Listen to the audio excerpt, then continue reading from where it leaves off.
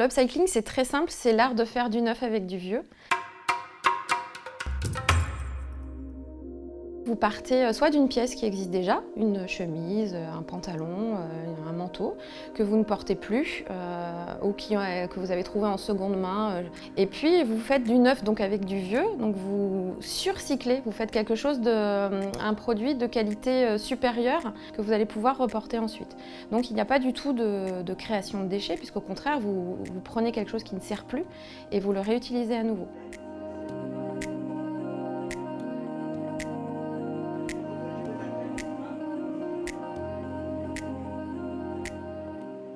L'industrie du textile, c'est une industrie qui est extrêmement polluante. Je crois que c'est la deuxième plus polluante au monde. On produit tellement de vêtements, tellement de tissus, que même si on s'arrêtait de produire aujourd'hui, en fait, pendant 10 ans, on pourrait continuer à s'habiller sans aucun problème. On a tellement de matières premières à disposition.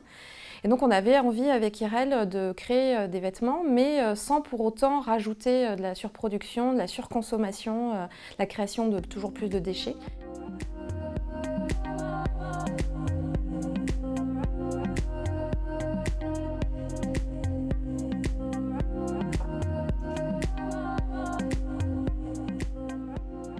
J'ai contacté Emmaüs, c'était vraiment du bluff. Je leur ai dit, bon voilà, on n'a pas lancé le projet, on ne l'a pas créé, mais voilà l'idée que l'on a pour l'instant, c'est qu'on puisse soit vous acheter du textile vintage ou sinon récupérer du textile si vous en avez en trop et vous reverser 2% de nos ventes à chaque fois.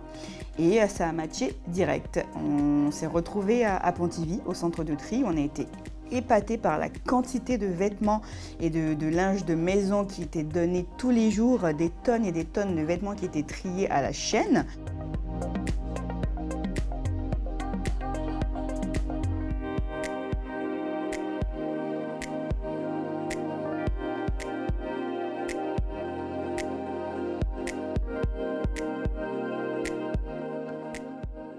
On a 9 articles dans cette collection qui s'appelle Boulevard 56 que l'on va sortir. Mais avant que Boulevard 56 sorte, il faut qu'on passe au premier palier, voilà, qui est la vente des 75 articles de départ sur Kengo.